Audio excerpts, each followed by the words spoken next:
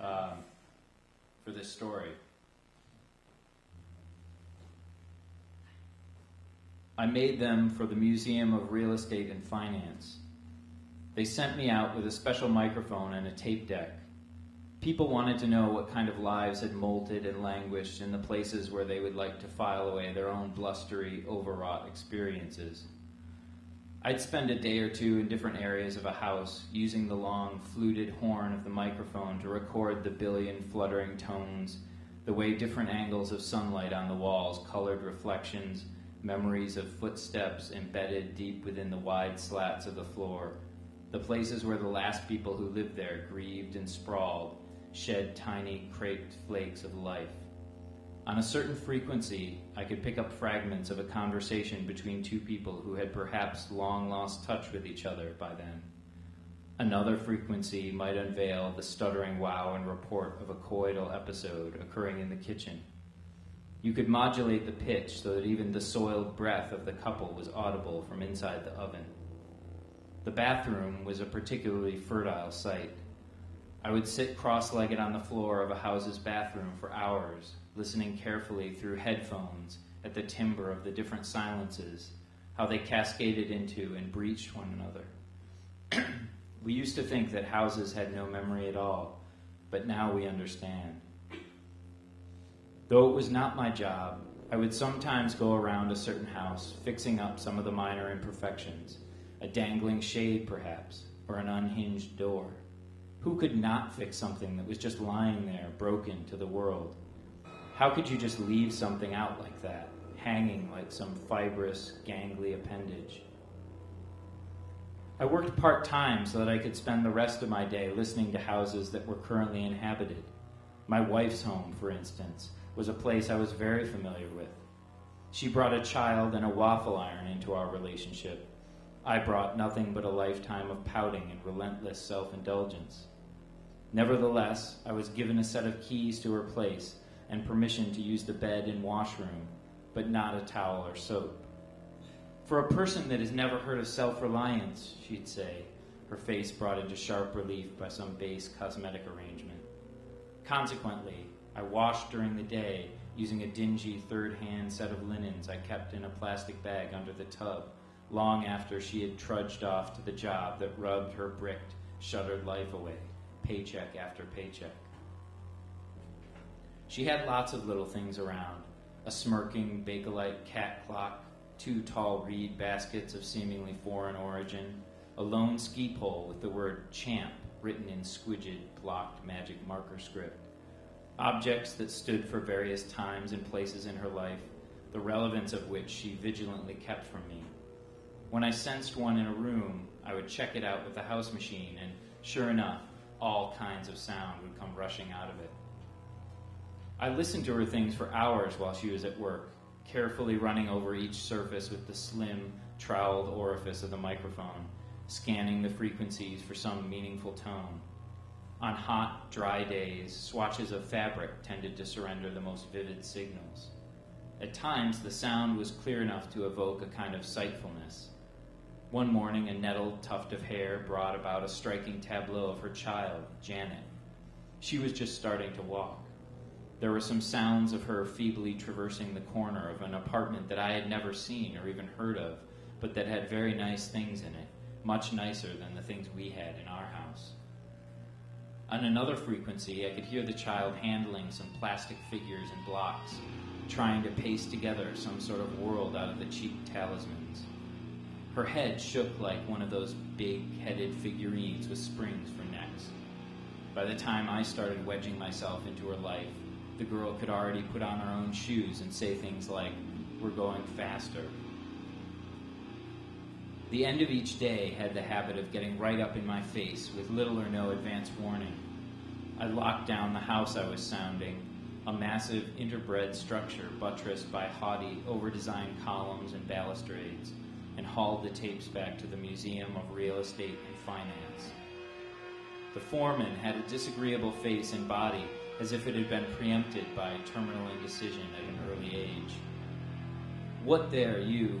he asked from behind the marquee. He was blind by choice, just like my father. A couple of instructive loots, some business about a fancy dress, a boating incident, Ibiza. Clean? So far. So far, so far. It was a job that did what I wanted it to do. It stayed wherever I put it. Where I lived, though, was massive and untenable, an emotional dumping ground, a house whose thin meniscus trembled and brimmed with discontent. The relationship my wife and I kept taking stabs at didn't slip through my fingers so much as level itself sloppily against them. We were still passing back and forth a virus I had picked up years before. It became part of what we did together, the life we fostered in lieu of a child of our own. I was rarely satisfied with what I had heard in our house, so I continued on through the bedroom every morning, taking samples from anything that resonated. Each fragment of my wife's memory left a hole where another one started. One by one, they began to pull me along into the other side of her life, the part that happened before I started greedily busting it up at every opportunity. I'm not sure what I expected to find. Probably some clear confirmation that the time in which she had known me was intense enough to invalidate her past experience. I did not know the people that had trespassed into her life before me, and was interested in what they had to say for themselves. One morning, after a few cursory passes around the bedroom, I found exactly the kind of thing I was looking for. In one of her closets, wedged in behind a box of china, was a red plastic sandal. It resonated at a near-perfect B-flat, though the signal was tainted by frequent, intense, arpeggiated bursts of vibrato.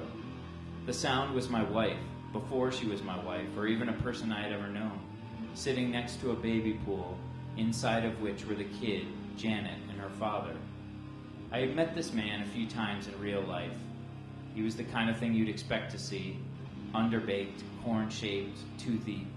He made a lot of money in the city designing cloud advertisements, so that everything he said was either from a commercial or soon to be one. He was already into his 20s and hadn't yet been unwelcomed. My wife, this person she was, you could see she was trying to hold things together. She held Janet's hand to keep her balance and poured water over her back with a small plastic cup. I didn't like what the sound was doing to my body. I went cold, and there was a spot in the center of me that glowed like a car lighter, but it didn't stop me from listening. I held a finger over the teardrop-shaped mute button in case there was something I didn't want to hear.